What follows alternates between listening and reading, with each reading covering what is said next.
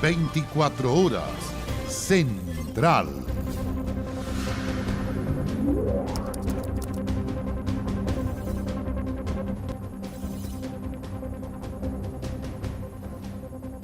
Muy buenas noches, bienvenidos, bienvenidas a las noticias. Janet Vega, hasta hoy ministra de Desarrollo Social, se convirtió en la primera baja del gabinete de Gabriel Boric. El presidente aceptó su renuncia luego que el medio Exante revelara una llamada telefónica de una asesora de la secretaria de Estado con Héctor Yaitul. Claro, ella le solicitó tener una conversación con la ahora exministra. El mandatario aludió a la responsabilidad política de Vega, mientras que la oposición exige que se investigue el nexo entre el gobierno y el líder de la CAM.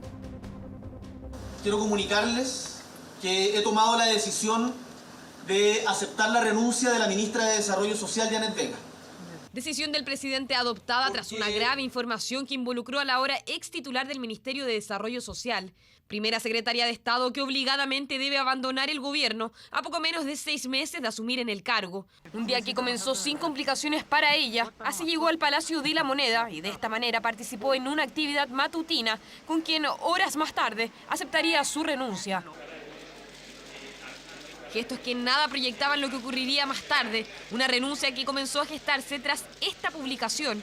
El medio Exante reveló un llamado telefónico del pasado 11 de mayo entre una de las asesoras de la entonces ministra Vega y el líder de la CAM, Héctor Yaitul. La comunicación se desarrolló en la misma jornada que Yaitul, en una entrevista, convocó a organizar una resistencia armada frente al estado intermedio que el presidente Boric analizaba decretar en la macrozona sur. Hola, mi nombre es Tania Santis. Yo trabajo con la ministra de Desarrollo Social, Janet Vega. ¿Ya? Ella me pidió ver la posibilidad de contactarlo y ver la posibilidad de poder tener una conversación en este momento con usted, por teléfono. Yaitul tras eso solicitó continuar la comunicación a través de WhatsApp, registro y eventual conversación que por ahora se desconoce. La ahora ex autoridad en abril había asumido la coordinación interministerial de la macrozona sur. Luego que se conociera la información comenzó la polémica y desde la oposición comenzaron los cuestionamientos. ¿Por qué el gobierno desarrolla vínculos con terroristas? Fueron algunas de sus preguntas lo que provocó las primeras solicitudes de renuncia. No puede una ministra de Estado con nexos con el terrorismo seguir en este cargo. El gobierno ya no puede seguir guardando silencio. El mandatario mantuvo comunicación con su comité político y mientras se dirigía al socavón de Tierra Amarilla, se enteró de la información. Tras eso conversó con Janet Vega y se determinó su salida del gobierno. Los hechos que hemos conocido hacen que corresponda hacer valer la responsabilidad política de la ministra. Y por eso, reitero, he aceptado su renuncia. Desde el gobierno se aseguró que jamás instruyó a Vega para que iniciara un contacto con Yaitul. Sin embargo, la oposición, que había amenazado con una acusación constitucional, insiste en que la investigación debe continuar para confirmar o descartar eventuales nexos entre el gobierno y Yaitul. Si hay contacto de parte del gobierno del presidente Gabriel Boric con un delincuente peligroso, un terrorista, una persona que ha amenazado al Estado de Chile, estamos en presencia de una situación que merece seguir siendo investigada. El tema de fondo es que los chilenos tengan la tranquilidad de saber si el gobierno, dentro de su inventario político, incorpora comunicación con terroristas o no. Vamos a tener que ver efectivamente una comisión investigadora y tercero, ojo, una acusación constitucional contra la exministra. Las dudas también apuntan a lo que ocurrió tras el polémico contacto telefónico. El pasado 15 de mayo, la entonces ministra, en entrevista con Tolerancia Cero y generando una polémica con el gobierno, aseguró que existen presos políticos mapuches en el país. Uno de los presos que tienen que ver con pueblo originario son básicamente presos políticos. Palabras que generaron revuelo y por las que minutos más tarde se retractó en su cuenta de Twitter. Vega, desde ese momento, perdería protagonismo mediático en los temas vinculados a la macrozona sur. Eso hasta que se conoció el polémico llamado de su asesora a Yaitul. Tengo la convicción de que en esta materia las señales que demos, las señales que dé yo en particular deben ser claras. Renuncia que fue valorada transversalmente a 167 días de que Janet Vega asumiera en el cargo. No era sostenible una ministra que involucraba al gobierno en diálogo con el mayor terrorista que existe hoy en Chile. De ninguna manera esto enloda el trabajo realizado en dicho ministerio, sino que muy por el contrario honra su compromiso con este gobierno. Muy importante señalar que su único foco estuvo en tratar de dialogar con el espectro más amplio posible de actores para contribuir al desarrollo y a la paz en la Araucanía. Por ahora, Vega será reemplazada por la actual subsecretaria de Evaluación Social, Paula Poblete. Ministra, ¿cuál fue el motivo del llamado a Héctor Yaitul, ministra? Quien ocupará el puesto de la, hasta ahora, única representante del PPD en el gabinete de Gabriel Boric. ¿Cuáles son sus sentimientos luego de su salida del gobierno?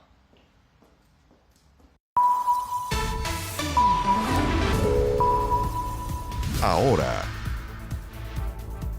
Bueno, hasta el Centro de Cumplimiento Penitenciario en Biobío, en Concepción, fue trasladado precisamente el líder de la CAM, Héctor Yaitul, recinto donde va a estar en prisión preventiva durante 30 días que dure la investigación. Exactamente. Vamos al contacto con Consuelo Sotomayor, que se ha encontrado desde la tarde, antes que llegara, ¿cierto?, el traslado con Héctor Yaitul ahí en la cárcel de Concepción, donde se encuentra esta primera noche. Consuelo, ¿cómo estás?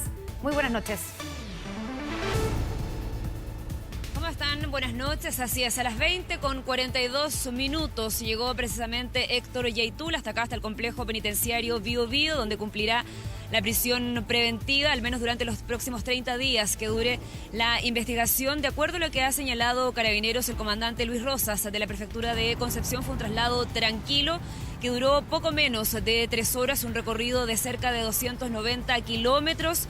De acuerdo a lo que nos han señalado nuestros equipos que estaban apostados en distintos puntos de la Ruta 5 Sur, a una velocidad de 130 kilómetros por hora se trasladaba la cápsula que traía a Héctor Yaitul hasta acá, hasta este complejo penitenciario. Fue un traslado tranquilo, al menos 3 carros celulares, vehículos del GOPE, también patrullas de Carabineros y personal motorizado, además del helicóptero que custodió todo el rato este trayecto desde la región de la Araucanía hasta acá, hasta la región del Biobío. No hubo inconvenientes, excepto las consideraciones propias del tránsito a esta hora en el ingreso a Concepción, pero no se registraron mayores inconvenientes ni incidentes en este traslado que se extendió por poco menos de 3 horas. En ese sentido, tenemos las declaraciones del comandante de Carabineros que entregó un balance de este trayecto, de este viaje que realizó Héctor Yaitul para llegar hasta acá, hasta el complejo penitenciario Biobío. Escuchemos.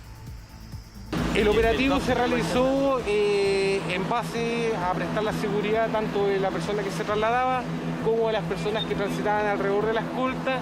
El despliegue se hizo en base desde la región de la Araucanía hasta la región del Biobío, prestándose el apoyo en diversos tramos por distintos carabineros de los sectores jurisdiccionales.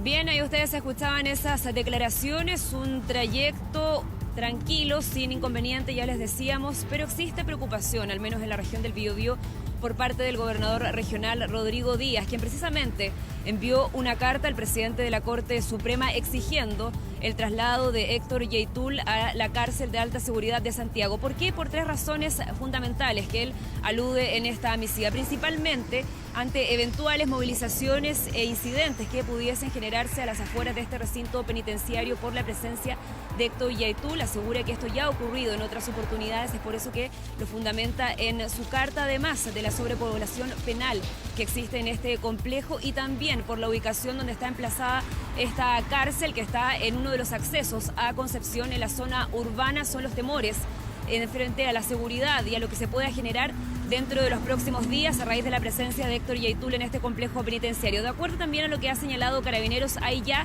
labores preventivas en base a lo que pueda ocurrir y a posibles movilizaciones y manifestaciones que pudiesen generarse.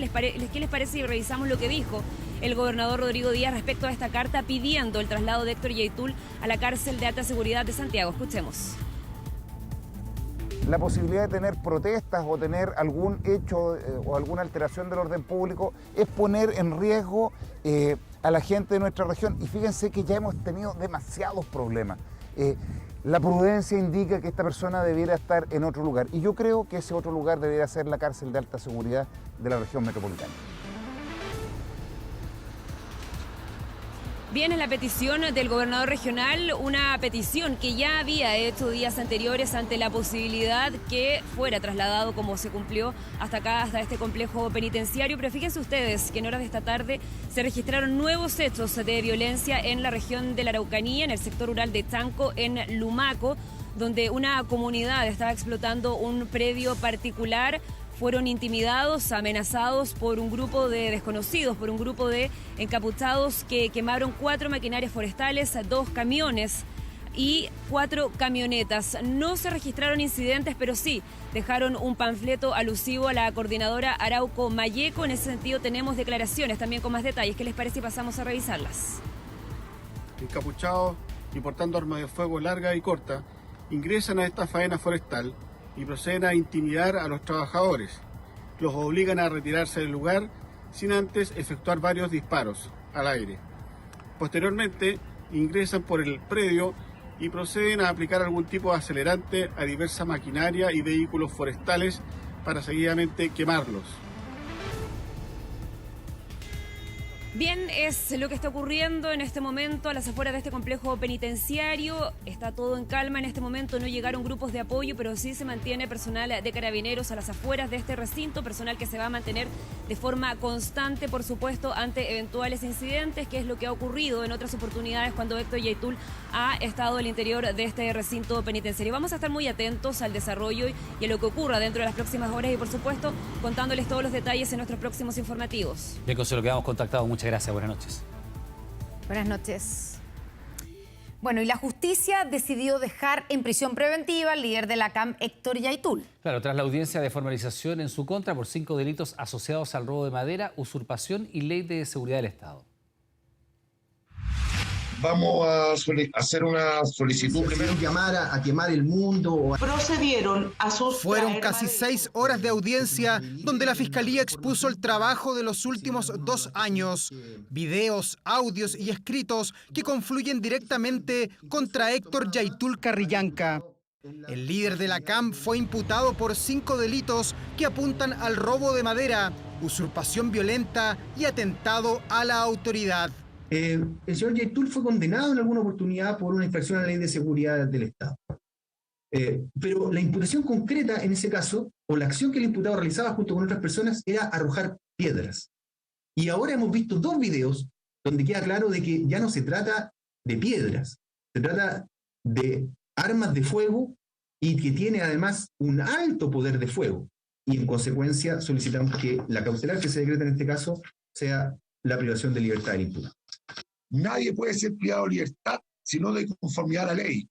Esperemos que la Fiscalía actúe con mayor objetividad esta vez de lo que fue en el caso Huracán, porque después la propia Fiscalía la que tuvo que decirse en aquel caso, porque efectivamente no tiene los antecedentes. Como prueba, la Fiscalía presentó videos con declaraciones a la prensa y también consideró los dichos de Yaitul en entrevistas y comunicados que fueron incorporados en la ampliación de la querella presentada a fines de julio por la ministra del Interior, Isquia Siches. A levantarse en contra de las forestales de una vez por todas.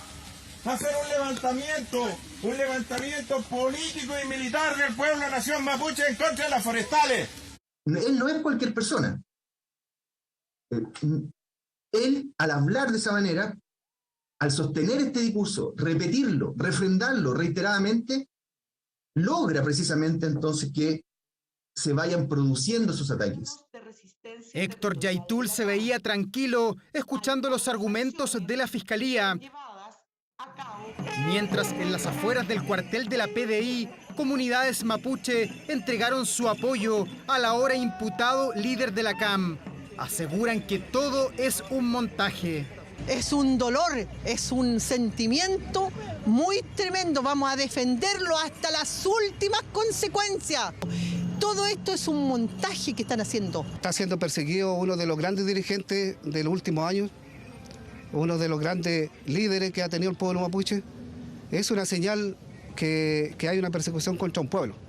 La Fiscalía de Temuco también presentó escuchas telefónicas y una georreferenciación que permitirían situar a Héctor Yaitul al interior del predio Renaco Los Pastales, participando en un delito de robo de madera que dejó casi 90 millones de pesos en pérdidas. Estoy trabajando aquí en la faena forestal que está. Ya, usted sabe, recorriendo maderina. Ya, oiga, yo no, yo la hora de ir para allá porque tenía una oferta de... ¿Estaba gelando, no? Yo voy a necesitar madera para hacer mi casa, leña, así que ahí hablamos. Es que lindo que ahora está más cerca la cosa, está por aquí por el sol. Con las conversaciones telefónicas que hemos escuchado, solo un extracto de una de ellas, ¿no es cierto?, da cuenta de que está preparando algo. El vigía lo sitúa en las proximidades del lugar.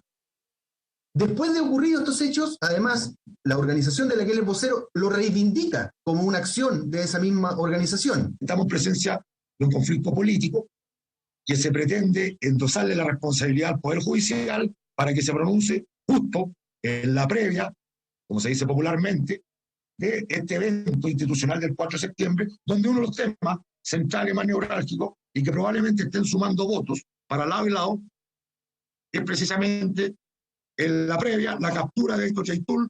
El tribunal acogió los argumentos expuestos por la Fiscalía y aceptó los delitos imputados por Ley de Seguridad del Estado. De esta forma, decretó prisión preventiva para Yaitul. Se logró presumir que el imputado incitó a la destrucción o a lo menos a la interrupción de actividades industriales agrícolas y además hizo apología de un sistema que propugna la violencia como medios para lograr cambio. Esto es posible desprenderlo de sus dichos, como que los gendarmes, los pacos y los fiscales son los perros del sistema, dirigiendo su actuación principalmente y no únicamente hacia las forestales. Estimamos que por lo menos un total de 54 hechos de violencia, de ataque incendiario en contra de vehículos y maquinaria forestal se pueden vincular directamente con ese llamamiento, porque en cada uno de ellos, no solamente han sido reivindicados por la CAM o la ORT, correspondiente, sino que además en cada uno de estos 54 hechos se solicita la libertad del condenado Daniel Canío. La defensa del líder de la CAM pidió su traslado a una cárcel de Temuco, pero la justicia decretó su ingreso al centro penitenciario Bío Bío en Concepción. Allí permanecerá durante la etapa investigativa, la que durará al menos un mes.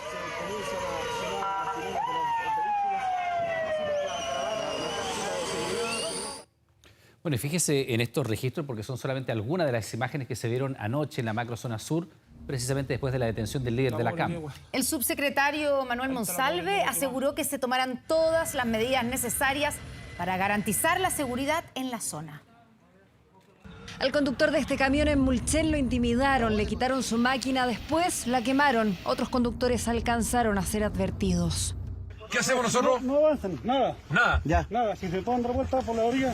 Ya. Voy para atrás. Bloqueos de ruta, ataques incendiarios y más. Así fue la noche tras la detención de Héctor Yaitul. 2 años y medio de investigación culminaron con esta imagen. El líder de la CAM camino al tribunal, pero en Cañete quedó la preocupación. Suspendieron clases y el comercio cerró. Lo que pasa es que eso se da acá por el temor. Le entra miedo, porque siempre causan destrozos los locales comerciales. Querían evitar riesgos, igual que la empresa Pullman Bus. Anoche, poco después de la detención de Yaitul, informaba la suspensión de sus viajes a la macrozona sur. Venía buscando la alternativa. Y la única alternativa realmente en el viajar de día es la barca esta de Pullman. La decisión se tomó netamente por seguridad de nuestros pasajeros y nuestros trabajadores, los conductores. Cancelaron los últimos 4 servicios, pero hoy la línea volvió a operar normalmente. No descartan, eso sí, repetir la medida en caso de ser necesario. ¿Y qué le vamos a hacer? ¿Con miedo o sin miedo hay que viajar igual? Al menos yo. En hechos de esta naturaleza, la cantidad de eventos de violencia rural pueden aumentar. Eso es lo que ha ocurrido en otras detenciones y es lo que ha ocurrido en otros hechos. Y por tanto es un escenario respecto al cual hay que anticiparse. Advertía el subsecretario Monsalve en Concepción. Viajó junto a la ministra de Defensa este jueves para coordinar acciones junto a policías, Fuerzas Armadas y autoridades locales. Pese a la detención de Yaitul, la CAM advirtió que las acciones de sabotaje seguirán. Toda persona tiene que sentir seguridad. Y siempre hemos trabajado, no solamente por esto, hemos trabajado permanentemente para que eso ocurra en la región. Pero ayer la gente no se sintió segura y ese es el problema. Hay que garantizar toda la seguridad, se toman las medidas y eso es lo importante, transmitir esa seguridad también a la ciudadanía. Al frente hay alguien que no quiere esas condiciones de seguridad. Y por lo tanto, a nosotros nos parece que el mejor mecanismo para que eso no siga ocurriendo es justamente que las personas que cometen esos delitos sean detenidas y procesada. Anticiparon además que se esperan nuevas detenciones. Junto a este éxito en materia de persecución penal, que es del Ministerio Público y de la Policía de Investigaciones, esperamos tener otros éxitos y el gobierno va a colaborar para que esos éxitos que tienen que ver con detener y procesar a las personas que cometen delitos, el país los pueda ver. De los autores de estos ataques, nada. Tampoco se sabe de quienes, con acelerante, prendieron fuego a este fondo en Curacautín. La pobre yegua. Ahí está la pobre yegua quemada. Y la hubieran sacado y lo hubieran quemado igual el galpón. Si el galpón daba lo mismo, si el problema era la yegua, ¿no? Y no pueden decir que no la vieron. Se quemó. Murió quemada.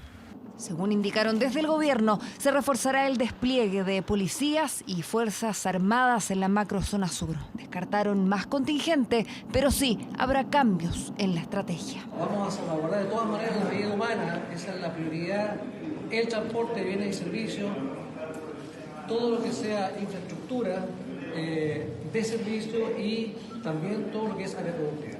Todo con tal de garantizar la seguridad para quienes viven en la zona, una que seguirá bajo estado de excepción, al menos hasta mediados de septiembre.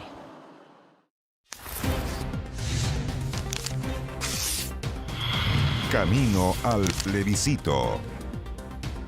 Bien, pues seguimos analizando la propuesta constitucional. Hoy nos vamos a detener en uno de los artículos, el que alude al Banco Central. ¿Qué diferencia tiene el texto propuesto con lo que hay hoy día? Nicolás Vial nos cuenta. ¿Cómo estás, Iván? Muy buenas noches. ¿Qué tal? ¿Cómo les va? Muy buenas noches. Vamos a hablar del Banco Central. Muy relevante. Siempre ha sido relevante en sus años de historia, pero ahora también, Iván, lo tomamos en un contexto de alta inflación. Y justamente uno de los grandes objetivos del Banco Central, del ente emisor, es mantener los precios a raya, como se dice, de una manera sana. Bueno, ese es uno de los objetivos. Y también fue parte de la conversación en la Convención Constitucional. Y vamos de inmediato con la gráfica del artículo que trata sobre el Banco Central. Son varios, pero comenzamos con el primero, que es clave, digamos. El Banco Central es un órgano autónomo, muy importante esto también. Que se discutió en su minuto. Fue una discusión bastante fuerte, hay que decirlo. Autónomo, con personalidad jurídica, patrimonio propio, por supuesto, como banco que es, de carácter técnico, encargado de formular y conducir la política monetaria. Hasta ahí uno diría, no hay gran diferencia con respecto a más o menos lo que hay hoy día. Claro, pero cuando vamos al tema, por ejemplo, de su estructura de consejo, porque recordemos que es un órgano colegiado, también cuáles son las atribuciones, objetivos, pero qué es lo que tiene que estar mirando el Banco Central, ahí también pueden haber algunas diferencias con respecto al ente emisor que actualmente está establecido. Lo revisamos en la nota de Josefa. Fue el órgano que en la crisis del 82 rescató del colapso al sistema financiero, ente cuya historia repite el concepto de estabilidad, la que buscó en la crisis asiática cuando el tipo de cambio se vio afectado, también en la subprime en un contexto de extrema fragilidad. Ahora es protagonista en el control de la inflación. 97 años de vida desarrollados tras esta puerta de 6 toneladas de bronce. Un Banco Central que, de aprobarse la propuesta constitucional, mantendrá sus atribuciones, pero para cumplir sus objetivos sumará otros aspectos. Tenemos un órgano que tiene una función técnica que, sin embargo, debe considerar otros elementos que son muy importantes, pero son propios de ministerios sectoriales de políticas públicas. Son variables que tiene que tener en consideración, pero que no alteran su objetivo único y fundamental, que es la estabilidad de los precios. Esas variables se encuentran en el artículo 358 y entre ellos destaca la protección del empleo, el cuidado del medio ambiente y del patrimonio natural. Otra diferencia de la propuesta con la actual Constitución es que si esta es aprobada, los consejeros podrían ser destituidos de sus cargos por resolución de la mayoría del Pleno de la Corte Suprema, siempre que exista un requerimiento previo de los consejeros, del presidente de la República o de la mayoría del Congreso. En la actual Constitución son intocables los consejeros, o sea, no pueden ser removidos ni siquiera por acusación constitucional. En los países democráticos no hay ninguna autoridad que sea, por decirlo así, intocable. La destitución de los miembros del banco ya no tiene que ver con un problema de corrupción. Aquí se le podría destituir por afectar su objeto, y su objeto precisamente está mezclado con estas consideraciones que son más bien de política pública o de bien común. Otra consideración que también genera diferencias son las inhabilidades para ejercer como consejero o consejera del Banco Central. Según la propuesta, no podrían optar a este cargo quienes, en los 12 meses anteriores a su designación, hayan participado en la propiedad o ejercido como director de cualquier empresa que preste servicios de intermediación financiera. El mismo periodo debe transcurrir una vez hayan cesado en el cargo. Como las competencias del banco ya no son exactamente la formulación de la política monetaria, sino que está de alguna forma relacionado, a mi juicio, contaminado con otros valores que son importantes, pero que no son económicos. El riesgo sería que comiencen a ser propuestos personas que no son economistas. No me parece que sea, primero, inhabilidades demasiado serias que vayan a impedir, digamos, que se pueda designar a personas altamente calificadas. En Chile tenemos un pool de economistas expertos en macroeconomía. Si se aprueba la propuesta constitucional, el Banco Central, al igual que en la actualidad, deberá considerar la orientación de la política económica del gobierno para adoptar sus decisiones. Hay entonces los objetivos y también la mirada que contempla esta propuesta de nueva constitución para el Banco Central. Iván, vamos con el siguiente artículo y que tiene que ver justamente con el Consejo del Banco Central. Bien relevante, lo comentaban también Javier Couso, Arturo Fermandois. Artículo 362. El Consejo estará integrado por 7 consejeras y consejeros. ¿Cuál es la diferencia? Actualmente son 5. Sí, claro.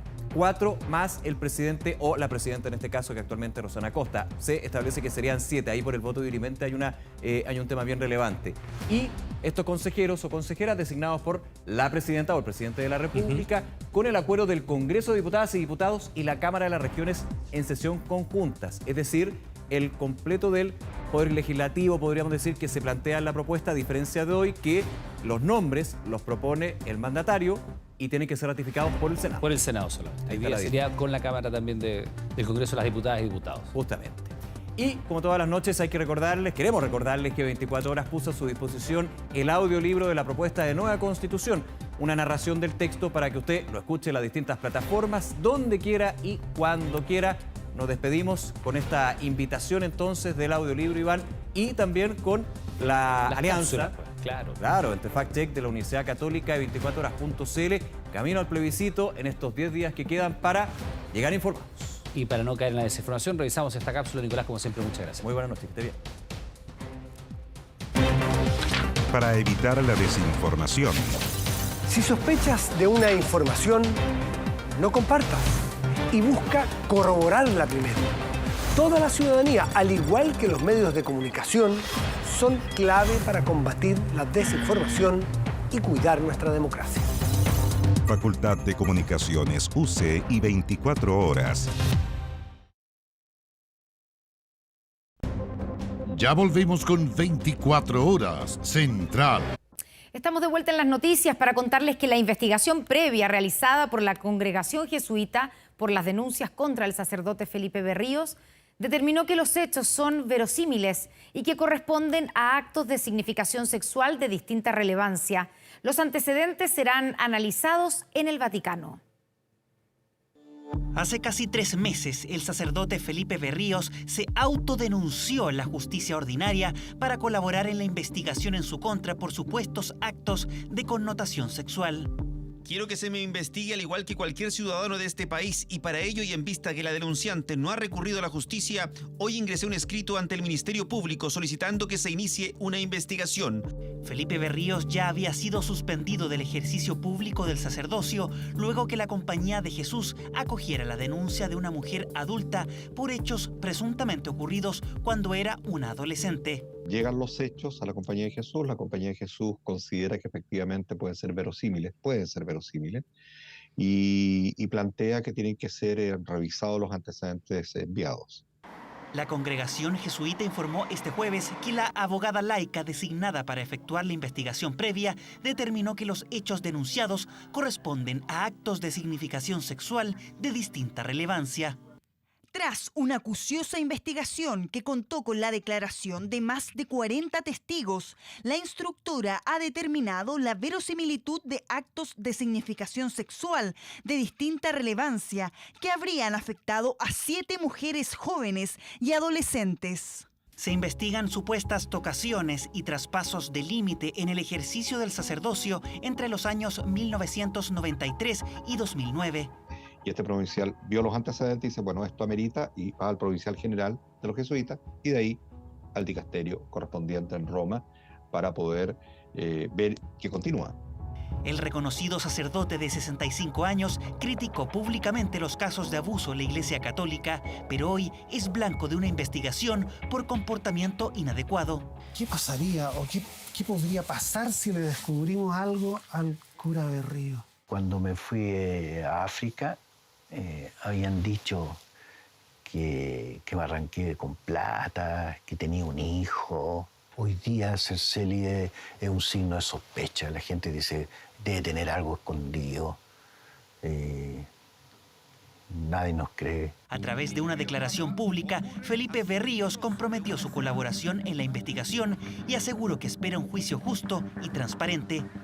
Salvo una, desconozco las historias de vida de las denunciantes, pero tras conocer sus relatos, puedo afirmar que no he cometido los actos de significación sexual que ellas describen. Nunca me he aprovechado de mi posición de sacerdote. Al contrario, siempre he tratado de ser muy horizontal y he luchado contra las formas jerárquicas de la Iglesia. Mientras se desarrolla la investigación canónica, Berríos tiene prohibido acercarse a cualquier menor de edad y deberá permanecer en Santiago sin poder regresar a La Chimba, emblemático campamento de Antofagasta en el que vivió desde 2015.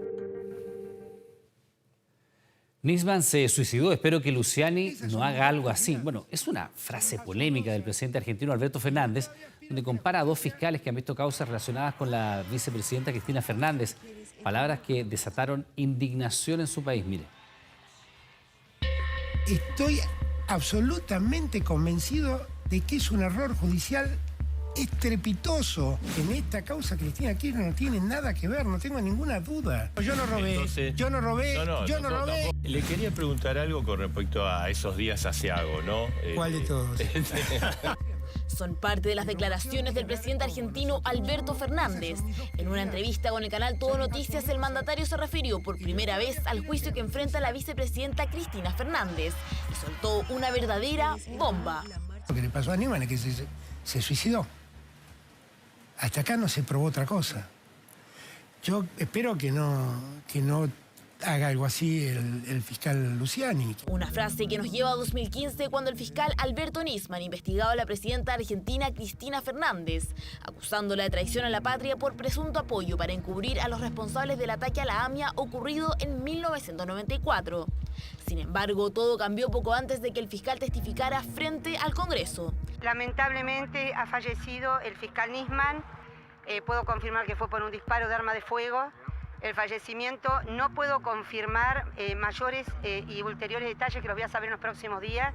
En el baño de su departamento fue hallado muerto el fiscal y el actual presidente tenía una versión muy distinta a la que expresa ahora. Nadie en la Argentina piensa que Nisman se ha suicidado. Nadie, absolutamente nadie. Versión que mantuvo por un tiempo y que modificó de alguna forma durante su campaña presidencial. ¿A Nisman lo mataron o se suicidó? Eso es algo que debe resolver la justicia. La verdad, nunca terminé de resolverlo. De una sola cosa estoy seguro, que si lo mataron, esto no lo digo ahora, lo dije siempre, que si lo mataron, no fue de ningún modo el gobierno de Cristina. Aunque ya como presidente volvió a reafirmar su primera versión. Lo vi a Nisman pocos días antes de su muerte. Viendo lo que era su conducta, que era un hombre exultante por lo que estaba haciendo, me cuesta creer que alguien que estaba viviendo ese momento de euforia pueda terminar suicidándose. Pero a 2 años de estas declaraciones, la versión del mandatario es muy opuesta. Sus palabras generaron repudio en redes sociales, pero también la presentación de acciones legales de la oposición en su contra, por considerarlo una amenaza y un avasallamiento al Poder Judicial. Sin embargo, un abogado fue más allá y presentó una denuncia ante la Fiscalía Federal de Mar del Plata por instigación al suicidio. Rechazo al que se sumó la Asociación de Fiscales de Argentina, que señaló que considera temerario el paralelismo que trazó el mandatario entre Luciani y Nisman. Por otro lado, recordamos que en ningún caso el presidente de la Nación puede ejercer funciones judiciales, arrogarse el conocimiento de causas pendientes o restablecer las fenecidas. Fernández tuvo que salir a aclarar sus dichos diciendo que fue malinterpretado y asegurando que Luciani no recibió ningún llamado ni presión del gobierno. Pero el fiscal también alzó la voz expresando que el gobierno debería ser el primero a practicar los valores republicanos y no olvidar que representan a toda la ciudadanía.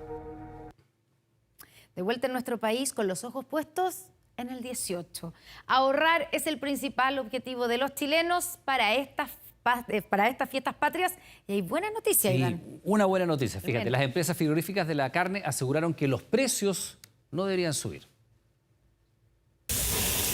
Primero, siempre es buscar, siempre es tener más de una alternativa en donde poder comprar cada uno de los productos que uno quiera adquirir para el 18. Un rico asado a bajo costo. Ese es el desafío para estas fiestas patrias y los parrilleros ya entregan recomendaciones. La sobrecostilla es el corte como más económico para la parrilla, que tiene un sabor muy rico. Ya después tenemos también la punta paleta, que puede ser un corte quizás se sube un poquito del precio, pero tampoco es tan caro. Alternativas para abaratar costos en carnes rojas, que en el último año han tenido un incremento cercano al 30%. Sin embargo, hay una buena noticia. El gremio asegura que el panorama de ahora en adelante será distinto ante la caída en la demanda. Que de aquí a fin de año es que los precios no van a seguir subiendo, los precios van a estabilizar, inclusive van a bajar un poquito los precios. Todo se mueve de acuerdo a la demanda mundial, es la que define, y entonces todos los precios bajan, a pesar de que el dólar suba, el precio probablemente local al cual importó fue un poco más bajo. Proyecciones a la baja, a la que la mayoría de los chilenos prefieren no apostar y adelantan las compras 18eras, cotizando incluso más que años anteriores. Los precios suben cuando una semana antes del 18, así que hay que comprar ya ahora. 2.000 pesos de repente tienes que ahorrar 700, la gente camina y cotiza. Buscando en dónde puedo encontrar más barato para que nos pueda alcanzar, pues de otra forma no se puede hacer. Búsqueda de ahorro del que las carnicerías aseguran estar conscientes y señalan que otorgarán diversas ofertas como la de este viernes. Por ejemplo, un asado, generalmente un asado, si uno va por ahí, el asado está a 8.000 pesos. Mañana tenemos una oferta de los asados. Tenemos el guachalomo, la sobrecostilla, el carnicero, tenemos la punta baleta a 5.998. Pero, ¿cuánto es el consumo recomendable para un asado? De un kilo de carne siempre uno tiene que calcular entre 200, 250 gramos más o menos por persona. Entonces de un kilo de carne uno puede comer 4 a 5 personas, dependiendo ahí del tamaño del trozo de carne. El llamado de las autoridades es a cotizar y buscar los precios más convenientes. Tenemos certeza de que hay disponibilidad y stock para tener un 18 en que no se nos vayan todos los precios, 15.000 pesos el kilo de carne, sino que estemos en torno a la 10 lucas, incluso con ofertas como vemos allí, bajo los 8.000 pesos. Presupuesto 18ero que se deberá acomodar a los precios de este año, con la esperanza de que efectivamente las carnes no sigan subiendo. Un matrimonio fue víctima no tan solo del robo de su vehículo, sino que también de 2 perros poodle en la Florida. Se trató de un ladrón quien asaltó a la pareja afuera de un centro de diálisis. Por fortuna, las mascotas fueron encontradas a las pocas horas. El municipio anunció la contratación de un abogado que será el fiscal del pueblo para acompañar a las víctimas. Era un solitario delincuente, quien no tuvo problemas en atacar a un hombre jubilado junto a su esposa. Les arrebató el vehículo, pero también 2 de sus mascotas.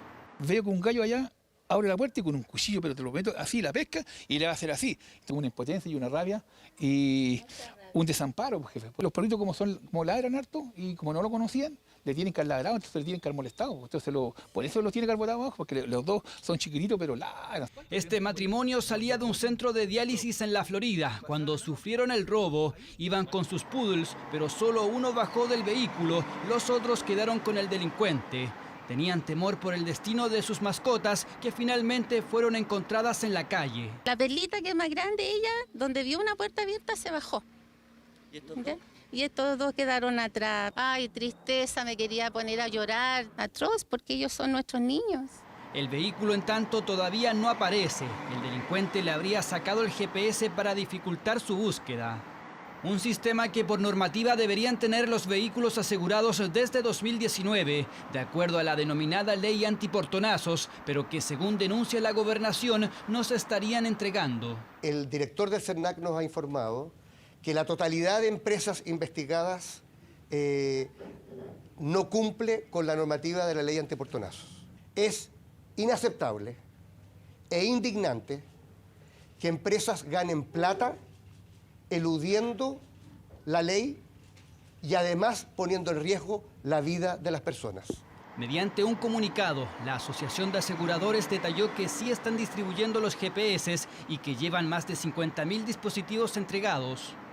Según datos del gobernador, este año 14 personas han fallecido en portonazos o en robos violentos de vehículos, que suman más de 4.400 casos. Hay diversas medidas para prevenir este delito. El GPS, por ejemplo, una importante para policías y propietarios. El municipio de La Florida implementará otra iniciativa que busca acompañar a las víctimas. La única forma de terminar con lo que tristemente se conoce como puerta giratoria es que las víctimas empiecen de una vez por todas a tener derechos. Ese es el camino y por eso subimos ayer una licitación nacional para reclutar al mejor abogado o abogada que quiera ser el fiscal de la gente en La Florida. Una figura legal que representará solamente a víctimas de delitos en La Florida. Este matrimonio, por ejemplo, podría verse beneficiado. Su causa continuará a la espera de recuperar el vehículo y detener al delincuente. Al menos ya están con sus mascotas. El presidente Boric, de visita en la zona del Gran Socavón de Tierra Amarilla, cuestionó que la empresa minera pretenda desligarse de su responsabilidad en el hundimiento. Agregó que el Estado debe exigir a las multinacionales que cumplan las mismas exigencias que en sus países de origen. El presidente llegó a Atacama al mediodía y de inmediato se trasladó a Tierra Amarilla, más exactamente Minera Alcaparrosa, para conocer directamente la ubicación y dimensiones del socavón que asombra al mundo y preocupa a los pobladores. Los recibieron el delegado presidencial y el gobernador de Atacama junto al alcalde Cristóbal Zúñiga y juntos examinaron los planos de la mina y los informes que se conocen hasta el momento. Luego se dirigieron al mirador, donde el mandatario maniobró un dron para observar desde el aire el socavón y las grietas que a menos de 200 metros forman otro círculo perfecto que hace temer un nuevo hundimiento.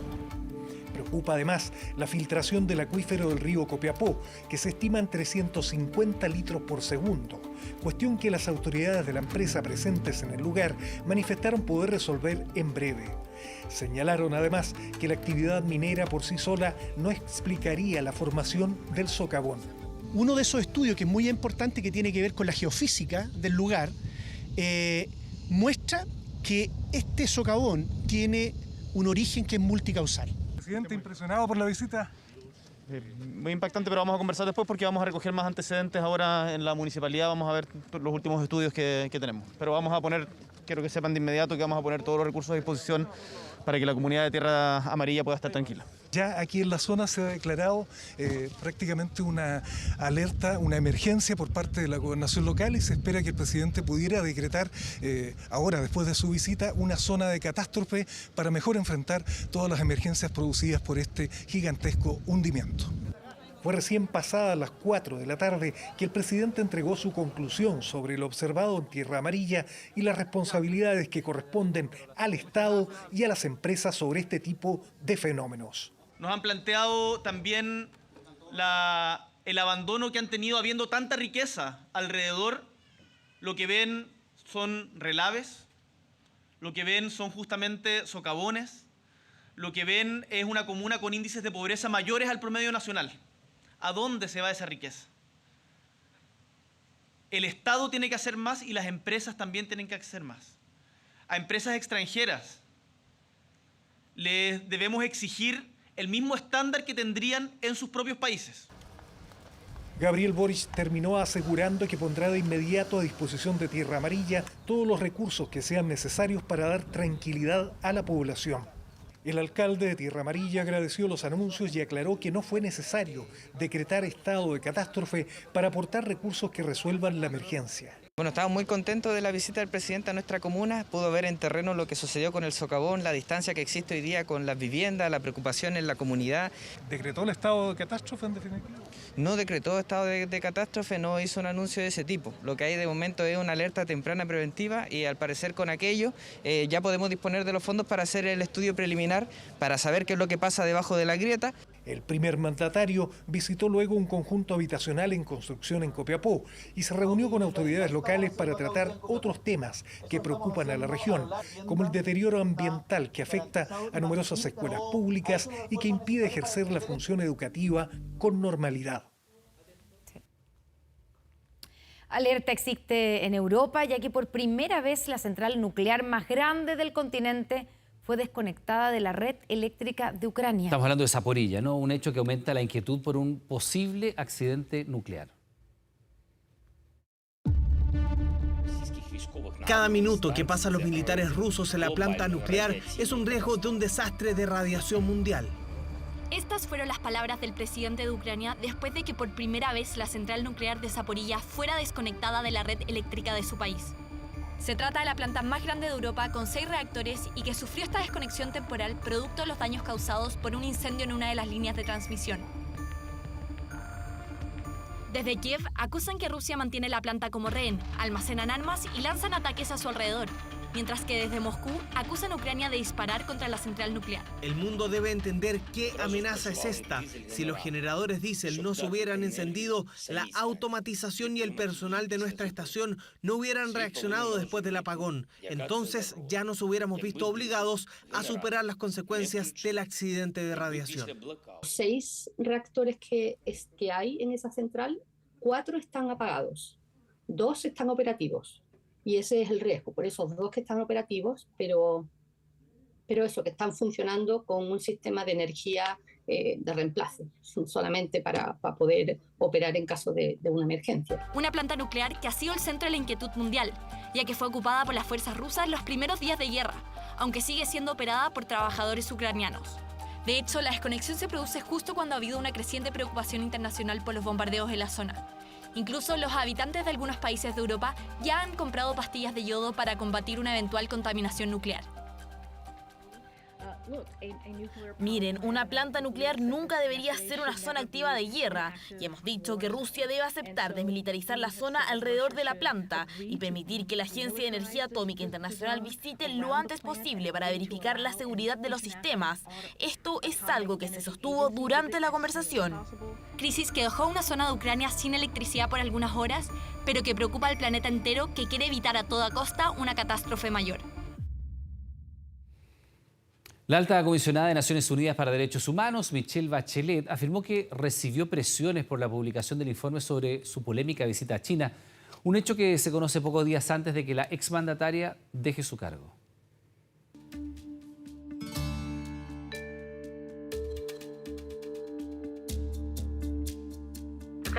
No se imaginan la cantidad de cartas y reuniones pidiendo la publicación desde hace más de un año, todos los días, cada vez que se pide una reunión. Sé que vendrá este tema. El tema al que se refiere la alta comisionada de Derechos Humanos es el esperado informe de su oficina sobre los abusos contra al menos 1 millón de miembros de la etnia uigur en China, una minoría musulmana que habita en la región occidental de Xinjiang y que habría enfrentado trabajos en campos forzados, tortura y hasta violencia sexual. Se está sosteniendo que los uigures son sometidos a campos de reentrenamiento o a campos de reeducación, lo que significa que probablemente son detenidos, sometidos en campamentos a torturas de distinto tipo, con el objeto de evitar esa sensación y esa necesidad de los uigures de ser independientes. Bachelet ha sido el blanco de críticas por haber sido supuestamente demasiado blanda con China en la visita que realizó a principios de este año, en la que se le permitió visitar varias zonas, aunque sin ser acompañada por la prensa. El informe sobre los derechos humanos en esta zona de China se ha trabajado durante 3 años, aunque según Bachelet aún necesitan incluir alguna información sobre su visita de mayo. Tenía toda la intención de que se publicara antes del final de mi mandato y lo estamos intentando. Ahora hemos recibido aportes sustanciales del gobierno chino que tendremos que revisar cuidadosamente, como lo hacemos siempre con cualquier informe de cualquier país. El gigante asiático envió una carta a la alta comisionada de Derechos Humanos en donde le pedía enterrar este informe. La misiva estaba firmada por otros 40 países, lo que Bachelet consideró una presión indebida a la que aseguró que su oficina no va a responder. Pero este jueves la embajadora de Estados Unidos en Ginebra, Michelle Taylor, hizo una advertencia a Bachelet a través de sus redes sociales, asegurando que el mundo merece un relato independiente y honesto de la situación de derechos humanos en esta zona de China. Hago un llamado a Michelle Bachelet a que cumpla su compromiso, que ha hecho tanto en público como en privado, incluso personalmente conmigo, de publicar el informe sobre Xinjiang antes del final de su mandato. La expresidenta Michelle Bachelet se enfrenta a la recta final de su labor como alta comisionada de derechos humanos, una labor que concluye luego de 4 años. Sí, me hubiese gustado hacer más si no hubiésemos tenido la pandemia de COVID-19. Siento que esto limitó tanto mi capacidad de estar en el terreno, pero para ser honesta, el trabajo en derechos humanos nunca se acaba. La alta comisionada se refirió a 2 países en América Latina: Brasil, al pedirle a Bolsonaro que respete el sistema democrático de su país, y Venezuela, con cuyo presidente espera hablar telefónicamente antes de despedirse de su labor en Naciones Unidas. Atención con estas imágenes. Aquí están. Ellos o ellas no son gemelos, ni hermanos, ni siquiera parientes. Solo son personas sin parentesco alguno que físicamente se parecen mucho entre ellas y ellos. Según una investigación científica realizada en España, tener un doble o alguien muy parecido a uno puede ser más común de lo que imaginamos. Pero aún hay más. Veamos. Nervioso. Desde tiempos de Don Francisco en televisión siempre ha funcionado eso del igualito a. Arturito. Pero sirve principalmente porque lo gracioso es que la escasez de parecido es inversamente proporcional a la seguridad con que llegan los concursantes. Unos que limpian los vidrios. ¿Sí? Y yo me quedo mirando. Me dijo, maestro, profesor, yo le limpio gratis. Empezó a limpiarme. Yo le tengo plata. Digo, no le importa, maestro. Y se fue a San Paoli. Sí, yo le dije, pero me dice San Paoli, chao, maestro. Me dice. Una búsqueda como esta, aunque un poco más rigurosa, hizo el fotógrafo canadiense François Brunel. Y se le ocurrió porque un día le dijeron que se parecía mucho a Rowan Atkinson, Mr. Bean. Algo hay, y le quedó dando vuelta ese tema, así que en 1999 comenzó a reclutar personas que se parecieran entre sí, pero no tuvieran parentesco alguno. Fueron 32 casos, que reunió en una exposición titulada No me parezco, nombre que obviamente ironizaba con la increíble similitud entre estas personas. Entonces fueron a analizar el ADN de estas personas y encontraron patrones comunes en compañía de la similitud facial.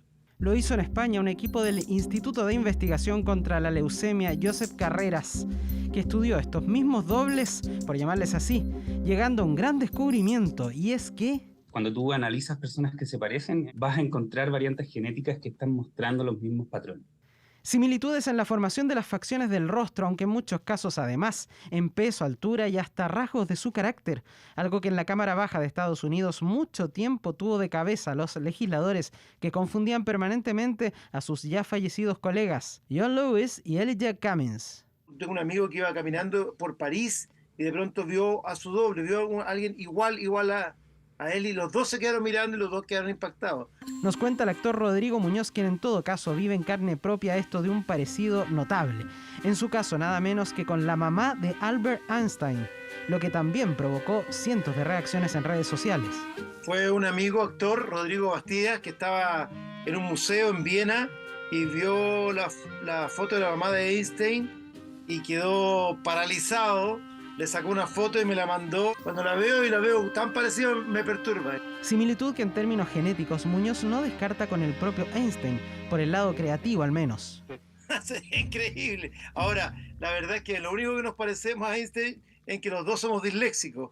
Aunque esa similitud genética con la madre del científico que postuló la teoría de la relatividad es algo relativo, pero no descabellado. Lo que podría tener de Einstein o de la familia de Einstein son que comparten algunas de las combinaciones de genes que generan esa fisionomía, esas características. Pero el descubrimiento es relevante porque a partir del análisis de la imagen y la forma de la cara se podría hasta diagnosticar enfermedades genéticas. Sería una súper buena forma de intervención temprana, detección temprana de pacientes, pero debo decir que estamos bien lejos de eso todavía, es un camino largo por recorrer. Interesante dato científico para que cuando vea en la calle a una persona parecida a usted, considere que podría tener mucho más que un aire y la similitud podría llegar hasta el ADN. Pero hay que parecerse, eso sí, es lo básico. Bien, pues le recordamos que a partir de este momento, a las 22 horas, Televisión Nacional de Chile está autorizada para transmitir programas para mayores de 18 años. Las ventas del comercio sufrieron su mayor caída en los últimos 2 años, todo esto en medio del escenario de alta inflación. Las ventas de muebles, ropa y tecnología literalmente se desplomaron. Sandra trabaja desde hace una década reparando muebles antiguos en este local del barrio Brasil. Su tienda de antaño se especializa en reconstruir mesas, sillas, cómodas y veladores, o sea, revivir productos que podrían terminar su vida útil. Todos los muebles se pueden reparar, sobre todo los antiguos que quedan bonitos. También, claro, los mismos clientes te traen muebles, cosas para reparar, para cambiar, pintar, qué sé yo, ¿no? Su trabajo hoy puede ser una oportunidad para quienes prefieren reparar antes que comprar un producto nuevo, una alternativa que refleja el frenazo en el consumo que dejó en evidencia la Cámara Nacional de Comercio. Las ventas cayeron un 18,4% durante julio, el mayor retroceso en 2 años y solo comparable a los momentos más duros de la pandemia. Esta caída responde en gran parte a una alta base de comparación que nos va a acompañar durante todo el segundo semestre, pero también a la evidente desaceleración del consumo que estamos enfrentando, producto de la alta inflación, la caída de los salarios reales, por ende en el poder adquisitivo de la gente. La caída en la venta de muebles fue protagonista del desplome generalizado en los distintos rubros del comercio. Cayó la venta de vestuario, de calzado, de artículos electrónicos y en menor medida las ventas en los supermercados. Una señal de que los consumidores en tiempos de alta inflación están privilegiando solo los productos más necesarios. La gente no está comprando mucha ropa porque prefiere comprar la comida para la casa. Yo siento que dentro de las necesidades hay que comprar lo que de verdad tú necesitas. Me estoy restringiendo ciertas cosas, más en vestuario. Pero la cosa del consumo diario, uno la tiene que mantenerla. Claro, eso es lo que uno hace. Los alimentos también, los más caros los posterga o los compra de vez en cuando. Frenazo del consumo que ya golpea a la economía chilena y que amenaza con una recesión técnica para fines de este año.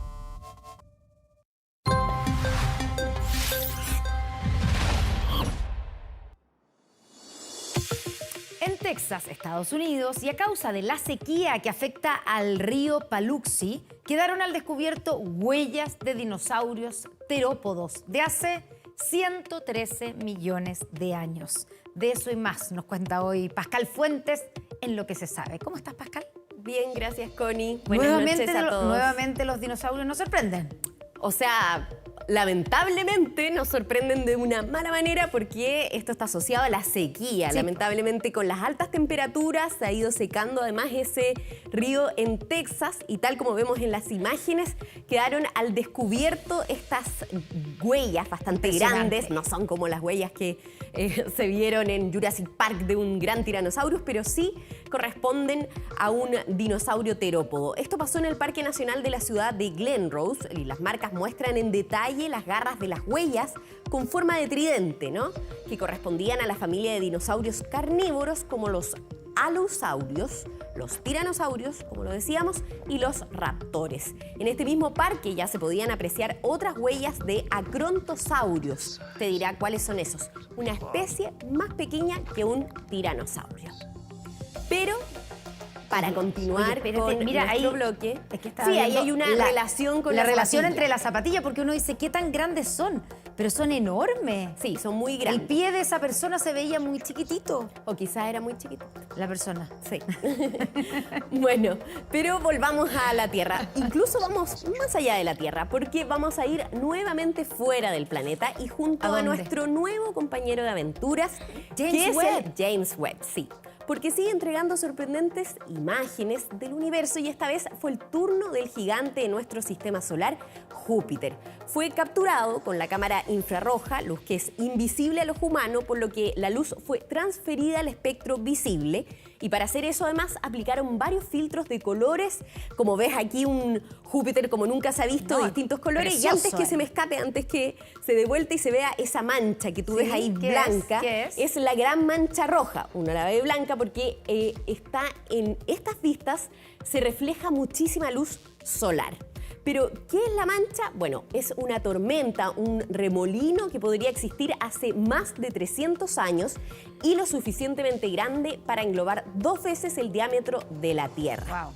Pero me gustaría que viéramos algunas de las fotos que tomó James Webb y que ahí se aprecian. Mira, muy interesante. Pero ahí ves como un anillo que se veía en un entorno. Bueno, esa es la gran mancha roja, que se ve blanca, pero y roja. esto colorido que tiene en los polos. Bueno, de todo eso nos va a contar una astrónoma a continuación. No solamente estamos viendo parte de su estructura de la atmósfera, en donde podemos ver diferentes capas, diferentes colores que nos dicen un poco la altura en que se encuentran esas nubes. Podemos ver las tormentas muy claras, ¿no? La gran mancha roja. Se pueden también ver las auroras en los polos norte y sur. Pero además nos muestra otras cosas que son, por ejemplo, un anillo que está alrededor de Júpiter y también 2 de sus lunas menores, que es Amaltea y Adrastea. Ese halo, que ahí estamos tratando de visualizar mejor el anillo. Ahí está el anillo. No solo Saturno, entonces. Ahí está. Ahí está, bueno, ahí está el anillo. Sí. Pero volvamos al estudio. Ahí a la Tierra. Eso, a la Tierra. Ya. Y antes de cambiar de tema, quiero mostrarles estas otras fotografías asombrosas de la Luna, como nunca antes la hemos visto. Un astrofotógrafo y un científico planetario estuvieron 9 meses, mira qué hermosura, para ensamblar esta imagen a partir de 200.000 fotos y así poder captar todo tipo de formas y colores. O sea, la foto de mayor resolución de la Luna. Son fotos muchas, o sea, miles y miles para de fotos, una puesta al lado de la otra. Para completar la imagen. Esa imagen tan, una imagen, la imagen con mayor resolución y además con mayor detalle. A mí me emociona. Precioso, increíble. Pero probablemente me emociona mucho menos de lo que se emociona un perro al encontrarse con su dueño. Por ejemplo, ¿por qué digo esto? Porque según un estudio publicado en la famosa revista Current Biology, los perros derraman lágrimas asociadas a emociones positivas. Mira esa cosita ahí como está regaloneando con sus dueños. Y sería la alta liberación de oxitocina, sobre todo en estos momentos cuando se reencuentran con sus dueños. La oxitocina, recordemos que es la llamada hormona del amor, el posible mecanismo subyacente. El equipo investigador pudo comprobar que la cantidad de lágrimas de los perros después de reunirse con sus dueños aumentaba tras el encuentro, aunque no así con una persona desconocida. O sea, al ver el cartero no se emociona ni hasta las lágrimas. Pero sí al con sus dueños. Sí, mira, Cochita más linda. Bueno, la verdad es que se ponen... Se ponen uno experimenta. Se ponen tan felices que se giran encima de uno y... Sí. A veces es demasiado el entusiasmo. Sí. Pero bueno, vamos a seguir en el reino animal porque quiero terminar con un set de imágenes sorprendentes. Porque el camuflaje es ocupado tanto por la presa como el predador. Mira ahí. Traten de ir descubriendo dónde está, cuál es parte de la naturaleza, dónde está el animal. Esto lo ocupa, ya lo decía, tanto la presa como el predador para no ser vistos, y estos magníficos ejemplos representan algo de eso. Mira, ahí veíamos un cangrejo, aquí es una araña. Ahí hay una araña sobre una palmera. Ahí hay un cocodrilo. ¿Lo pillaron? El cocodrilo. El ojo. ¿Lo ves por ahí al centro? Los ojos, sí. Ya, y este es el que más me da miedo. El pez, mira. Ahí lo marcaron, lo dibujaron, pero está completamente... ¿Ahí también lo distingues? Sí. Ese es el anterior era un saltamontes del mismo color del líquen. Sí. El palote, y ese es una mantis. Orquídea le llaman. Sí. Mira, y ese es un cangrejo. Pero bueno. ¿Dónde está el cangrejo? Ahí al medio. Es que se camufla con el coral. También, claro. Coral. ¿Este es el palote, o no? La araña. No, esa es la araña. La araña, ahí al centro. No la puedo descubrir, la araña. Y ahí está el cocodrilo. Ahí el cocodrilo. Dimos otra vuelta para que pudieran jugar en su casa. Claro. Tercera vez, la tercera pasada de imágenes, yo voy a poder descubrirla. Pero hay algo preocupante, porque también un estudio determinó que, sobre todo los animales que habitan en la costa, se ven afectados por la contaminación lumínica. Su camuflaje queda más al descubierto. Pero bueno, ¿qué tipos de camuflajes existen? Le preguntamos a un profesor. Escuche. Hay animales que ya nacen con una morfología que les permiten camuflarse, hay otros que adoptan comportamientos que les facilitan el camuflaje, y hay otros que los más sofisticados casos de camuflaje son los que pueden incluso cambiar de color dependiendo de la situación y lo hacen de manera muy rápida. Por ejemplo, los pingüinos, si ustedes se fijan, el pingüino de Humboldt, el pingüino magallánico, cuando ellos van nadando por el mar, si un predador los ve desde el fondo y les contrasta con el cielo, ¿cierto? Va a ver cómo la parte blanca coincide más con el cielo, y si por el contrario un predador viene por arriba, lo va a ver más negro porque coincide con el fondo negro del mar. Se camuflan de los predadores, así si los ven desde abajo, con su guatita blanca, con el hielo, y desde arriba algún predador lo ven oscuro como el fondo del mar. Así pasando que así piola, como se dice, los pingüinos. Pero bueno, en relación al estudio, ¿sabes cuál es el enemigo principal del camuflaje para estos animales, sobre todo los que habitan en la costa, que fue a partir de este estudio? El cambio climático, ¿es? No, bueno, el hombre, está relacionado con el hombre. La luz LED. Con eso la queda luz LED completamente al descubierto. Sí. Ya. Así que no más luz LED en la naturaleza, al menos. Sí, no seamos tan... no los evidenciemos. Ya, Pascal, muchas gracias. A ti. Buenas noches. Seguimos contigo, Iván. Que después de Lucho Jara, será la segunda figura de la música chilena en recibir uno de los reconocimientos más importantes de la música en español.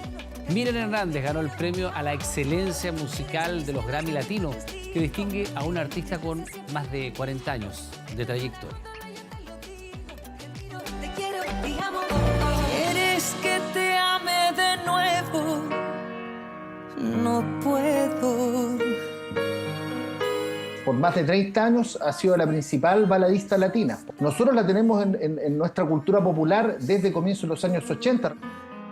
Miriam Hernández es una de las figuras fundamentales no solo de la música chilena, también de la latina. La avalan 40 años de trayectoria y una voz que ha cautivado a generaciones. Además, Miriam, nosotros también tendemos un poquito a encasillarla, pero fíjate que Miriam ha experimentado una serie de géneros, ha hecho pop, incluso ha hecho alianzas con el hip hop. Y como muestra de ese enorme legado, la cantante chilena recibirá el premio a la excelencia musical de los Grammy Latinos, un reconocimiento que han recibido Emmanuel, Charly García, Paulo Milanés y Ricardo Montaner, entre otros. Que Miriam Hernández haya ganado un Latin Grammy es un gran reconocimiento a su trayectoria. Estos son los premios más importantes de la música latina, y que se lo hayan dado a una artista chilena es un gran logro también y un reconocimiento para toda la música nacional. Yo creo que este premio, este reconocimiento que le hace el Grammy, que es absolutamente justo para la trayectoria de Miriam Hernández. Lo recibirá en Las Vegas el próximo 16 de noviembre. Metida en el estudio de grabación, vía comunicado expresó su alegría. Estoy demasiado emocionada y agradecida de recibir este premio tan importante y significativo en mi carrera. Esta importante distinción me hace recordar muchos momentos de mi carrera artística, donde siempre he sido consecuente con mi estilo y pasión, que es cantarle al amor. En blanco y negro siempre es nuestro amor. Cantante, animadora, con temas que han llegado a lo más profundo de miles de personas y decenas de países. Lo otro es que Miriam Hernández no es una figura que esté para la estantería, es una figura que sigue activa. Después de este premio se va de gira por los Estados Unidos, cada cierto tiempo tiene grandes presentaciones en Chile y en otros países de Latinoamérica. Es una figura que está plenamente activa y además no hay un desgaste, fíjate, en su calidad vocal. Miriam Hernández, a sus 57 años, está en su mejor momento, con nuevo disco y gira por Estados Unidos, y a un par de meses de entrar en la vitrina de los Grammys, metida entre los y las grandes de la música latina. Si tú en la vida cuidaste de mí.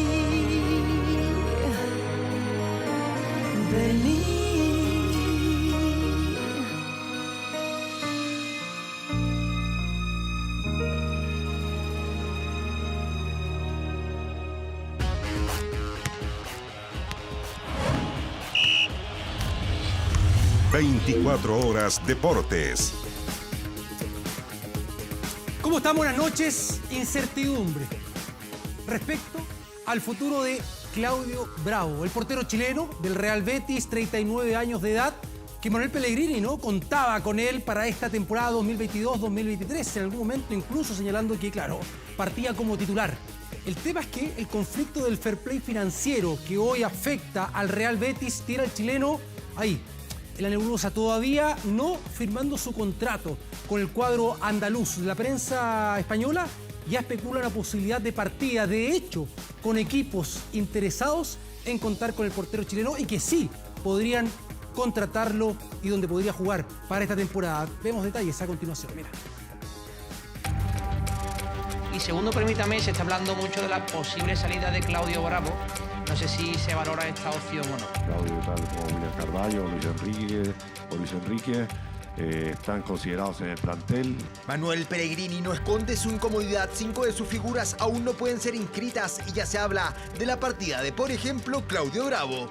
Cualquier jugador que se vaya es debilitarlo y creo que estamos en una situación en que no nos podemos debilitar, así que esperamos que estén todos aquí con nosotros antes del día 31. Están esperando porque hay 5 jugadores del Betis que todavía no han sido inscritos. Tiene que vender a algún futbolista seguramente.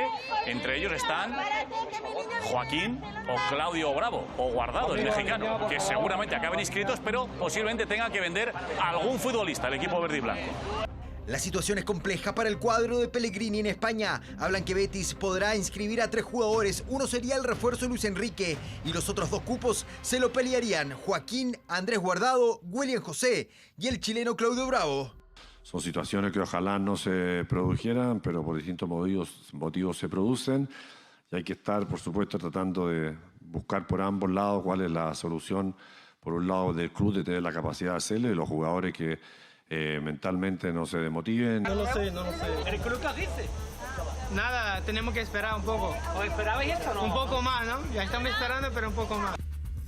Han sido días de incertidumbre para los jugadores mencionados. Incluso en España dicen que Claudio Bravo sumó un pretendiente. El Girona iría desesperadamente por la carta del arquero chileno.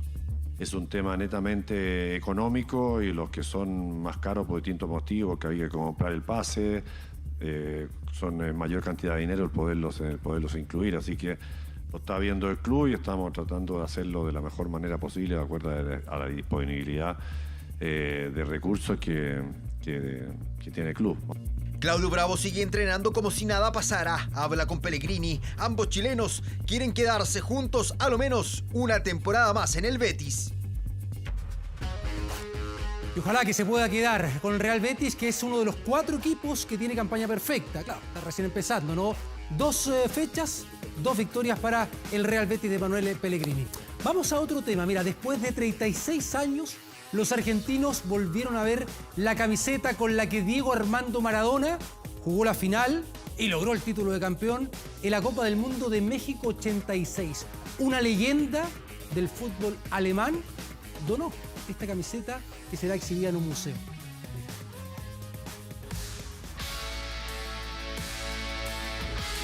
La tarde del 29 de junio de 1986, el planeta se paralizó con la final de la Copa del Mundo. La Argentina de Diego Armando Maradona enfrentaba a Alemania Federal. 3-2 ganó la albiceleste, un trofeo que catapultó al 10 a la categoría de ídolo. Tras partido, Maradona intercambió camiseta con Lothar Matthäus. Nunca más se supo de ella. Hasta ahora. Marcelo, atento porque esto acaba de pasar en la Embajada Argentina en Madrid. Es la camiseta de Diego Armando Maradona, campeón del mundo. Quiero destacar esto, Lothar Matthäus la entregó. La prensa daba cuenta de la donación del exjugador alemán. La casaca irá a Argentina en los próximos días para ser exhibida y luego quedará en el Museo de Legends, la famosa muestra que el coleccionista Marcelo Ordaz tiene en Madrid. Esta reliquia tan importante va a tener un lugar perfecto en este museo. Diego Maradona era único, en todo el mundo es reconocido como leyenda y por eso me llena de orgullo estar aquí. Él sintió desde su generosidad poder traer la mayor pasión que hemos creado los seres humanos, que es el fútbol. Y nos saca la ilusión. Estás como muy emocionado, estaba llorando en un rincón ahí, Marcelo, ¿no? Bueno.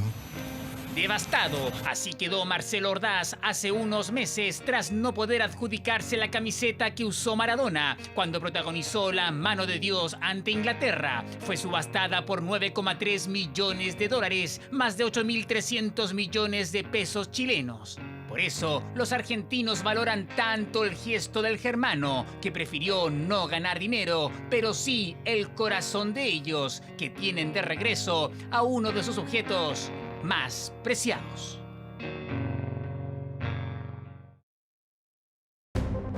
Ya volvemos con 24 horas Central.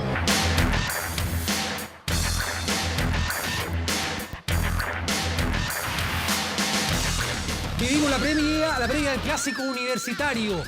el día sábado, 3 de la tarde, en el Estadio Nacional. Veían recién ustedes ahí una imagen, ¿no? La pasada de cómo está el principal recinto deportivo de nuestro país, ¿no? En esta reapertura, siendo sede, ¿no? De este encuentro importante en la historia del fútbol chileno, el clásico universitario, que como antaño será con una jornada doble, también con otro clásico del fútbol femenino.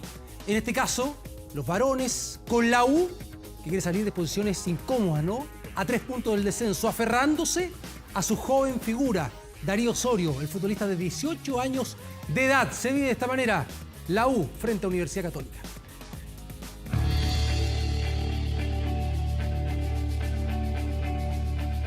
Que es un partido muy importante para nosotros, que más allá del minuto que está Universidad de Chile, es un gran equipo. El clásico universitario entró en tierra derecha, un encuentro que tendrá varias novedades, por ejemplo el retorno del Estadio Nacional y además el preliminar entre Leonas y Cruzadas.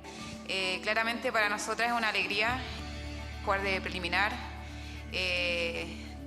Las cosas se están haciendo bien, claramente nos están tomando en cuenta que era lo que queríamos. Por nuestra parte, súper emocionante vivir esta experiencia, tener la oportunidad de jugar de preliminar del equipo masculino. Y también hay quienes vivirán por primera vez este encuentro y en ese reducto deportivo. Hola, soy Darío Osorio, jugador de la Sub-15 de la U de Chile y llegué aquí en el 2016. 6 años entrenando en el CDA le bastaron a la joya azul para dejar el fútbol formativo laico, tomar camiseta de titular, desparramar rivales y lucirse con goles como este. La jugada salió, la practico la semana y gracias a Dios salió el bonito gol. El 2022 de Darío Osorio está siendo de ensueño. 7 goles lleva este año y este sábado será titular en su primer clásico universitario jugando en el Nacional. Este va a ser mi primer partido en el Nacional. Va a ser un partido muy bonito, espero que sea un día importante y que sea una bonita fiesta y que la gente lo pase bien en el estadio. El 24 azul junto al talentoso Lucas Asadi ilusionan al hincha de cara al partido contra la UC. Llegamos con un golpe anímico importante, necesitábamos esta victoria para nosotros, para el equipo, para la gente y vamos a salir a ganar el partido Católico. El joven Darío Osorio jugará por primera vez un partido oficial en el Estadio Nacional y qué mejor que en un clásico ante Católica. Sus goles y gambeta le están dando esperanza e ilusión al elenco de Diego López. Muy bien, y para finalizar, gran jornada hoy día, iniciando el Tour Championship. Joaquín Niemann, el golfista chileno, ¿no? En este torneo que reúne a los 30 mejores golfistas de la temporada en el PGA Tour. Está tercero con 8 bajo el par. Mañana sigue compitiendo, ojalá con éxito Joaquín Niemann. Con esto me despido, ya continúan noticias acá en 24 Horas Central. Buenas noches. Miren las imágenes que nos llegan desde Magallanes. Alerta temprana preventiva por vientos y tormentas eléctricas decretó la ONEMI en Magallanes. Impactantes imágenes que se han registrado a raíz de las fuertes rachas de viento en esa región. En Porvenir, una embarcación que lleva varada semanas sin tripulantes a bordo fue azotada por vientos de 77 kilómetros por hora que recibió de manera constante. En Puerto Natales, las fuertes ráfagas causaron un accidente. Un camión volcó luego que su conductor perdiera el control del vehículo. La ONEMI regional declaró alerta temprana preventiva desde el martes por intensos vientos y este jueves se sumó alerta por tormentas eléctricas. En las próximas horas se esperan ráfagas de hasta 100 kilómetros por hora en Punta Arenas. Con estas imágenes nos vamos a la pausa. Ya estamos de vuelta con más aquí en 24 Horas Central. Estamos viendo 24 Horas Central.